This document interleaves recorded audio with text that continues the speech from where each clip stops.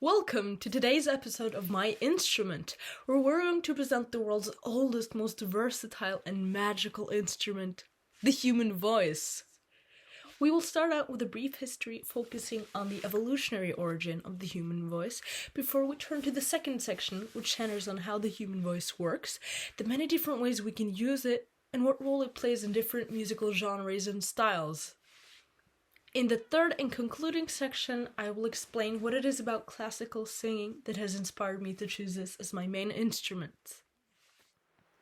In order to find the origin of the human voice, we need to look to evolutionary history, or more precisely, to the evolution of lungfish 380 million years ago.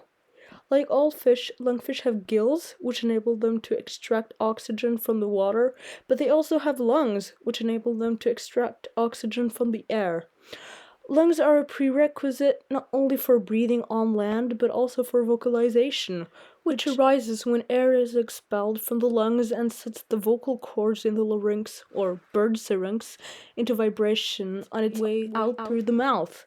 Evolutionary biologists believe that vocal cords originally evolved to keep water out of the lungfish's lungs, but they have also enabled vocal marvels of evolution like frog chirps, birdsong, howling wolves, roaring lions, screeching cats, whale song, and opera singing. Animals use vocalization for communicating, marking territory, scaring away rivals, and mating. The strength and quality of an individual's voice is one of many factors determining sexual selection, which was believed by Darwin to be an even more powerful driving force of evolution than natural selection or survival of the fittest. Although humans' many different kinds of vocalization serve the same evolutionary purposes as those of animals, we have developed a much more nuanced repertoire of sounds and uses, thanks to our larger frontal cortex, longer throat, and smaller mouth compared to other primates. This has enabled us to develop language and music, shape phonemes, and not least, sing. Speech is our most important communicative medium, but singing is even more emotionally powerful. Singing for and with each other is a human practice that has contributed to our survival by promoting emotional bonding with our loved ones, as well as common identities in the larger groups to which we adhere. This brings me from evolutionary history, or phylogeny, to ontogeny, human development from fertilization through death, and the important role singing plays throughout our lives. Newborns recognize their mother's voice and songs that were sung to them in the womb. After birth, singing follows us from the emotionally bonding lullabies our caregivers sing to help us regulate our emotions, through our favorite children's songs, the songs we enjoy as teenagers, and the tunes we later share with our partners and colleagues. Even later in life, singing for our dementia-stricken relatives is one of the last ways we are able to reach and comfort them, and our singing follows them all the way to the grave, where we sing funeral songs for consolation.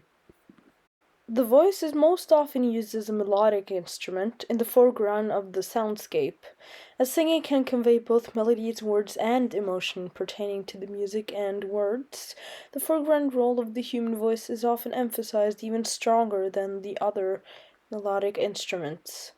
However, in certain genres like scat singing in jazz or beatboxing in hip hop, the voice can also be used in a more abstract instrumental way without words. The reason why I've chosen classical singing as my instrument is that I fell in love with opera at the age of 5, when I was lucky enough to be accepted into the children's choir of the Norwegian Opera. I was given a lot of fun mascot roles during my first years in the choir, and I simply love being a part of the world of opera, with exciting music, costumes, and stage appearances. But what I love most of all about singing is the wonderful free flow in my body and soul when I get the music, text, and technique right. It's a lot of hard work, but definitely worth it.